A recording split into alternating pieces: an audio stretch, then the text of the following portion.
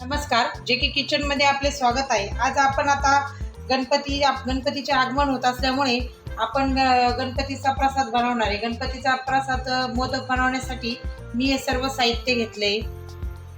त्यासाठी आपल्याला आपण गव्हाच्या पिठाचे मोदक बनवणार आहे। मी हे गव्हाचं पीठ घेतलंय 1 कप भर आणि नंतर आपण खोबरं हे मी घरचंच खोबरं आपलं दळून घेतलंय। बारीक त्याचे असे बारीक दळून घेतले आणि काजू बदाम याची सुद्धा आपण पावडर करणार आहे आणि तूप लागणार आहे आपल्याला, जसं लागेल त्या पद्धतीने आपण टाकणार आहे। आणि ही जी आहे ती वेलची पावडरची पूड केलेली आहे। आता आपण ती वाटीभर गुळ आहे हा आपण घेतला आहे। आपण त्यामध्ये आपण गुळाचेच मोदक करणार आहे, त्यासाठी 1 वाटीभर गुळ घेणार आहे। तुमच्या चवीनुसार तुम्ही घालू शकता। तुम्हाला जर गोड हवा असेल तर यापेक्षा जास्त सुद्धा तुम्ही टाकू शकता।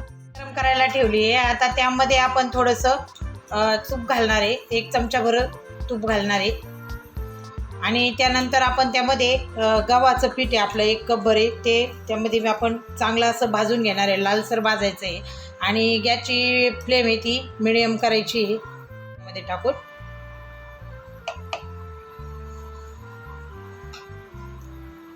चांगलं लालसर असं भाजून घ्यायचं आहे आपल्याला, जेणेकरून त्याच्या गेठुळ्या पण होऊन द्यायच्या नाहीये। सारखं हलवत राहायचं आहे। आपलं गव्हाचं पीठ कसं लालसर असं परतून झालंय, आपण छान असा लाल कलर येऊन दिलाय त्याला। यामध्ये आता आपण थोडंसं खोबरं घालणार आहे। खोबरं हे मी मिक्सरला दळून घेतलंय, घरचंच खोबरं टाकलंय मी, किसून दळून घेतले मिक्सरमध्ये, तेच टाकलं आहे संपूर्ण। 1 वाटीभर खोबऱ्याचा किस केला आहे मी, तो टाकला आहे। किसून आपण बारीक मिक्सरमध्ये दळून घेतलं ना तरी होतं। आता हे आपण परत चांगलं असं परतून घेणार आहे। यामध्ये अजून थोडंसं तूप घालणार आहे, संपूर्ण असं तूप घालून घेणार आहे मी, वाटीत घेतलं होतं ते सर्व। आता हे आपण परतून खसखस घालणार आहे, जी मी भाजून घेतलेली होती ती खसखस घालणार आहे। मी आधीच भाजून ठेवलेली होती त्यामध्ये, आता ती खसखस घातली आहे आपण। चांगलं असं परतून घ्यायचं आहे। गुळाचेच मोदक करणार आहे, त्यासाठी मी गुळ घेतलेला आहे, वाटीभर गुळ घेतलेला आहे, तो टाकायचा आहे आपण त्यामध्ये। आणि तुम्हाला जर वाटत असेल तर तुम्ही साखरसुद्धा टाकू शकता। आता आपण पूर्ण गुळ यामध्ये पगळून देणार आहे, पूर्ण पाणी होऊन देणार आहे गुळाचं आपण।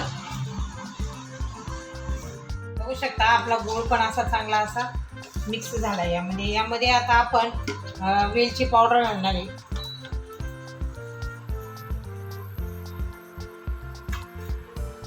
आणि जे ड्राय फ्रूट होते ते मी दळून घेतले, काजू आणि बदाम, ते यामध्ये घालणार आहे आपण। मिक्सरमध्ये त्याची पावडर करून घेतली। आता हे मिक्स करून घ्यायचं आहे। आता यामध्ये आपण दूध घालणार आहे, जसं लागेल त्याप्रमाणे आपण याच्यामध्ये दूध घालणार आहे। दूध हे थंड घालायचं आहे आपल्याला।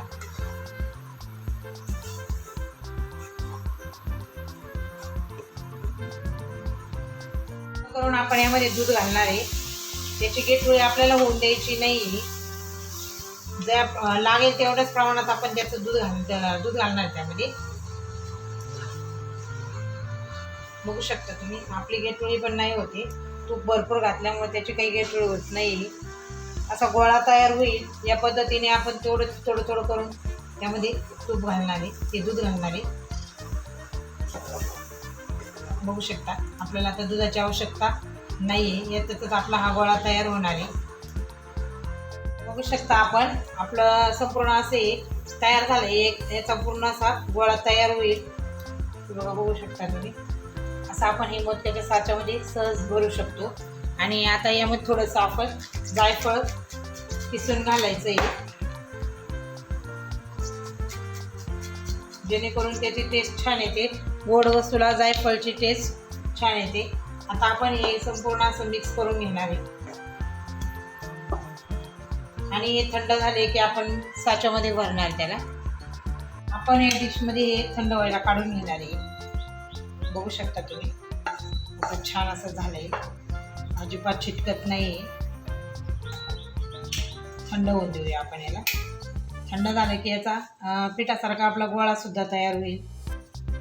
आता खूपच गरम आहे ते. मग त्याचं सारण हे थंड झालंय, आपण याचा एक गोळा करून घेऊया मस्त, म्हणजे आपल्याला सोपं जाईल. बघू शकता तुम्ही, आपण कढईतच दूध घालून किती छान असा गोळा करून घेतलाय. त्याची गेटोळी सुद्धा झालेली नाहीये. हे बघा असं छान असा आपला सारण तयार झालंय. आता आपण हे साच्यात भरणार आहे. मोदकच्या साच्याला असं, या साच्याला आपण थोडंसं तूप लावून घेणार आहे. तर तो आपण असा दोन्ही साईडने थोडं थोडं टाकून घेणार आहे, जेणेकरून तो मोदकला लागेल, छान दिसेल. आता हे आपण यामध्ये हे सारण भरून घेणार आहे. संपूर्ण असं भरून घ्यायचं आहे आपल्याला हे. आणि असं आपल्याला हे भरून घ्यायचं आहे. बघू शकता तुम्ही, खूपच छान आणि चविष्ट लागतात हे मोदक. ट्राय करून बघा तुम्ही ही रेसिपी एकदा.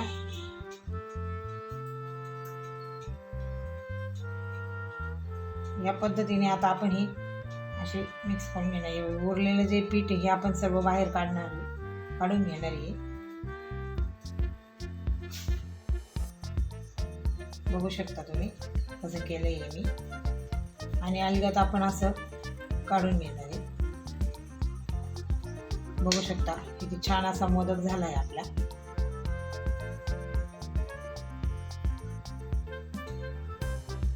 बघू शकता कसा छान असा आपला हा मोदक तयार झालाय.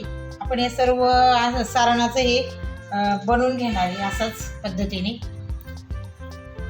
त्याच पद्धतीने असे पिस्ता टाकून घेतले आणि आता आपण परत तसंच त्याच पद्धतीने भरून घेणार आहे साचा.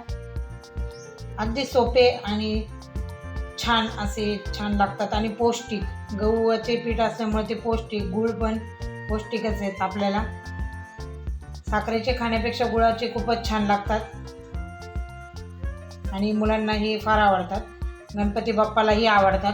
त्यामुळे आपण गणपती बाप्पाला हाच प्रसाद करणार. यासाठी मी गणपती बसण्याच्या अगोदरच ही रेसिपी तुम्हाला दाखवली आहे की तुम्ही या पद्धतीने गणपती बाप्पाला नैवेद्य बनवाल. हे बघा, बघू शकता आपण किती छान असं आपले मोदक हे तयार झाले.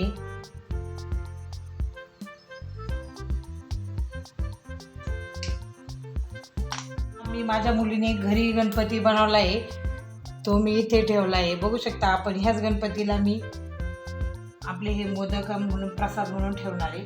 बघू शकता आपण कसे छान असे आपले हे मोदक तयार झाले. आपण गणपती बाप्पा म्हणून आपल्या या प्रसादाला सुरुवात करूया.